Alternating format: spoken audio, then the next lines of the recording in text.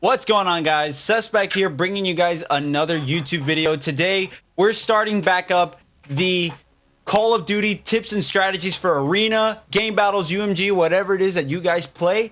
We're starting that back up right all over again. So one map that I've been seeing a lot of teams struggle with lately is Breach, Search, and Destroy. Now, if you guys have been seeing my streams, even I've been struggling with this map with my team. So you might be thinking, so why are you making a tips and strategies video on a map that you're not good at? But I honestly do know some strategies that we have been using that are effective, but pretty much teams outsmart us and stuff, and that kind of stuff. This map is really weird. Breach is a really weird map for Search and Destroy, but I'm just gonna go ahead and get into it and tell you guys whatever it is that my team does to go ahead and help you guys get the W. And yeah, let's go ahead and just hop right into it. Of course, we always start with two class setups, one for an AR and one for a submachine gun. So I recommend the M8A7. Now, personally, I'm not an AR in this game, but I know whoever does use the M8A7 on this map is very effective. So I use either reflex, or you can use an ELO or whatever it is that you like, but I run quick draw and grip. I don't run a stock like I normally would on AW, but of course you guys know that some people still prefer the stock, and it's still kind of helpful, but not for me.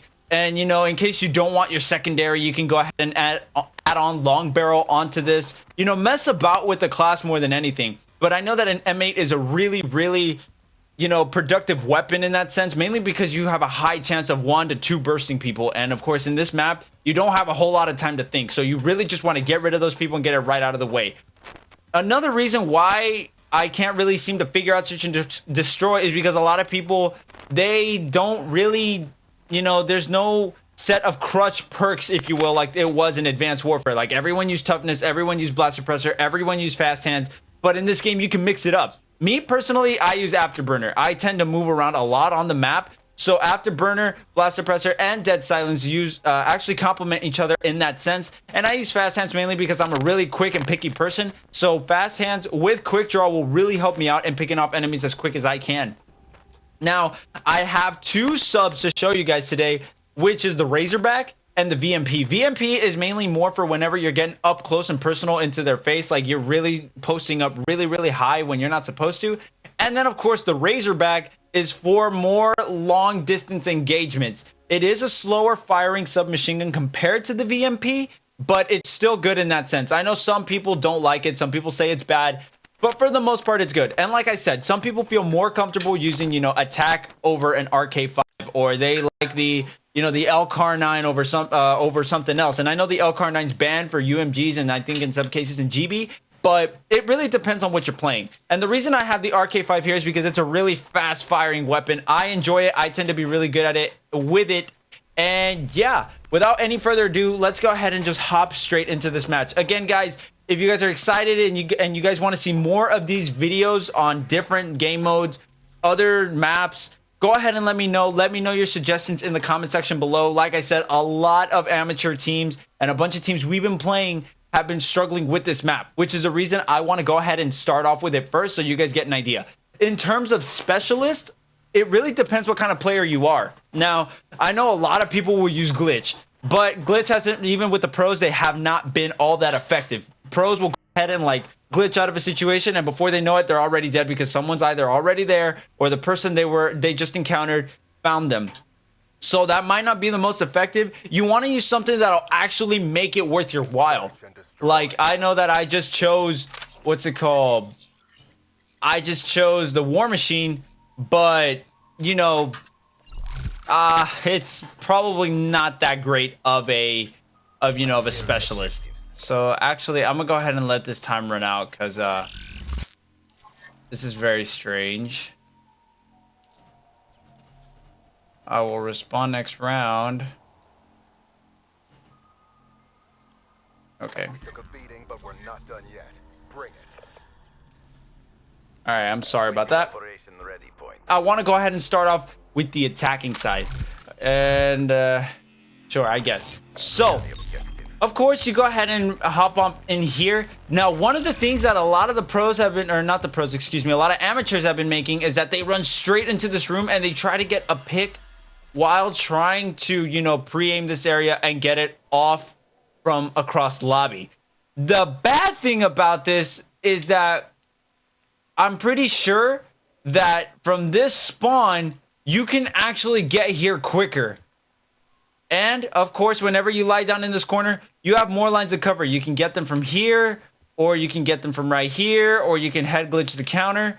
So whenever you are on this side of the map where I just spawned, never try to go ahead and come in and get that first pick, because there's so much space that they have against you that you don't have on them. And that can be very hurtful. And of course, search and destroy is all about tradings, all about first bloods, and you don't want to give up positioning like that. Another thing, you don't want to go through this wall run spot. Occasionally you might want to, but as soon as you run through that spot right here, they've already seen you in this corner if someone's here. And majority of the time, there's always someone going to be in lobby. So that's not really all that effective, but in case, you know, you do make it, and here's another place where they can potentially catch you, you know, my best guess would be just avoid, for all intents and purposes, the lobby area. A will be kind of your fallback map. For the most part, you want to be going towards B. You can try and go ahead and approach A through mid-map, through a strategy that you and your team have. But for the most part, you can't really go through A unless you're a godlike shot and pick off teams from the lobby area.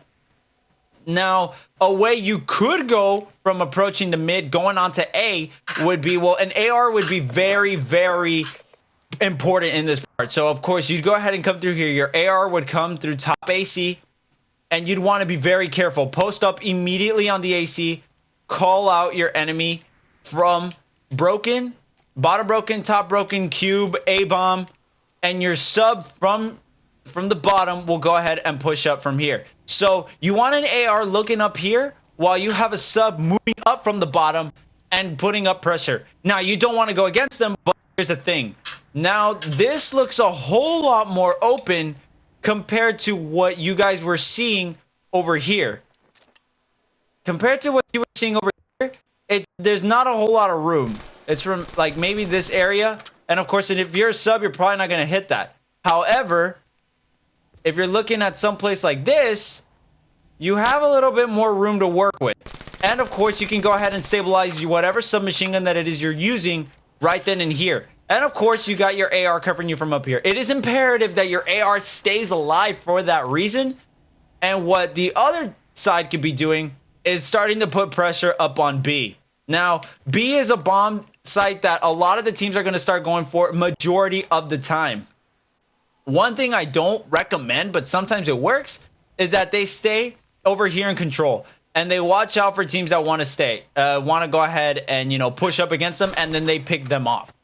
That strategy can work if you're facing a team that's very rushful and very impatient. If that's the case, you know, by all means, you know, let them, you know, come towards you. You can go ahead and pick them off. Of course, they have quick timing. They can go ahead and go behind the building, or they can go behind the AC. So it really just depends on the types of enemies that you're facing to go ahead and do that sort of strategy. While someone else can go ahead and straight up just post up here in this building. If someone is watching you from control, you can go ahead and move here. He'll go ahead and tell you, okay, there's no one here. You can go ahead and push up a little bit while they go ahead and push up from control up here. And what you want to do is just try and head glitch from the AC and pick someone off. You do want 2 ARs on this map because you do want someone covering you from control going onto this AC, while you want someone covering you from top AC headed straight to mid box. So for whatever reason, whoever gets first blood on whatever side, it really depends. You can go ahead and focus then your attention on whatever bomb site that it is you get first blood on. So if someone from mid gets a kill and it's towards A-bomb, go ahead and go towards A-bomb and press pressure there. Of course, you don't want to bum rush over there to the bomb, but go ahead and strategize, talk it out with your teammates. Remember, communication is everything in competitive, so really just try and stack it up. Another tip that I want to give you guys is whenever you are planting B, go ahead and head glitch the bomb. It's really hard to get picks off here, and as soon as you plant it, put pressure on here. Just do some sort of G-slide there. I know I failed it. A lot of the times I do get it, but G-slide into the greenhouse. It's really helpful, and a lot of times your enemies don't recognize it. So that is one strategy you could do, and I wasn't really done over here, so I'll go ahead and come back. And remember, guys, in case you are here at B bomb and you just finished planting, remember you could always run down here. I'll go ahead and link a video to Drifter's video where he pretty, in case any of you guys are not subscribed to him, but you can run down over here and you can be more sneaky right over here. A lot of teams do know this, but sometimes it's like a ninja defuse. You know you can do it, but a lot of the times you just forget, and it can be really, really helpful. Another way to set up on A bomb is, if you do have it planted, is keep your AR on top AC, but it is imperative that you keep your flank covered. Either someone else covering you, or if you can keep your own awareness up, by all means. Have someone stick up by mid box, whether it's inside, through the left, through the right, doesn't matter. And of course, you're not always going to have 4 up. So go ahead and mix and match it a little bit. You can have someone in lobby. It's very risky because either you're not going to expect them or they're not going to expect you. It's a really 50-50 chance if you're in lobby and covering it, if you're going to go ahead and get a kill, or if they're going to come and kill you. So go ahead and stack up from these areas and you should be able to make your way here. When attacking, it really, really just depends on who gets first blood and who gets it where. This is where this map is all about, because B bomb is the bomb you're going to be going to the most, but A bomb can be a very easy bomb to cover if you get it. However, it's very, very hard to get to. So that's pretty much the A side. Going to the B side, you can get aggressive while on defense. I know a lot of the times teams don't want to do that. You pretty much just stay back and do it. But of course, what you can do is, again, even though I said you do have more room to shoot from the steps onto the lobby, don't try going to lobby and pre-aiming the steps. If you have an M8, it's possible. You can actually do it, or an XR2. Like a really quick killing weapon could do it, but don't make it a habit either, because then teams will just pre-fire and pre-aim you. And that's going to get first blood, and then they're going to go on to A, and then they can easily plant it. One of the things I could say, posting up on defense, would be wall run here, come over here, and just simply just come over here and don't even move from this angle. Just stay right here where you're at and wait for them to come out, while another AR is watching you from greenhouse and watching this little room, and he's covering you through AC. So while you got that B side covered, and of course whoever gets first blood first, you head towards that bomb side. But since this is on defense, kind of balance yourself between A and B. Now, you might want to have an AR on top broken, head glitch it like this. But of course, majority of the times teams will have an AR set up on top AC. So you could go for that, or a sub could go through mid and carefully just peek it out and pick some people off. I don't have a whole lot of strategy when it comes to setting up on the A bomb because my team doesn't do it a whole lot. But on B bomb, you could very much do it. And of course, you could always stick the corner right here. You can always get up right here, or you can go ahead and stick up down here, and you can go ahead and do that. Defending this bomb is not all that hard either. It's just a matter of staying around, and you can go ahead and get it. And of course, I picked the RK5 more than anything because since this is a very close quarters map, and a lot of times, you know, this won't help you out if you do catch someone here. You could one burst people, and this pistol is pretty much really, really good and competitive. It gets banned pretty often whenever I'm doing a UMG with my team, but it's a very useful gun. My entire team uses it. It's really well. I highly recommend it if you guys have not used it.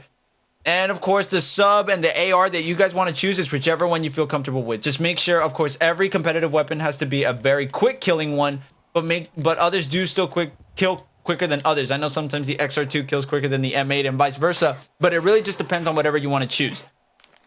So that's pretty much what I have for you guys on Breach Search and Destroy. If you guys have any questions, I'll go ahead and try to answer them in the comment section as best as I can. If you guys do want to continue seeing some more tips and strategies for rank play, UMGs, game battles, all that stuff, make sure to leave a comment down below. Leave a like rating if you do enjoy stuff like this.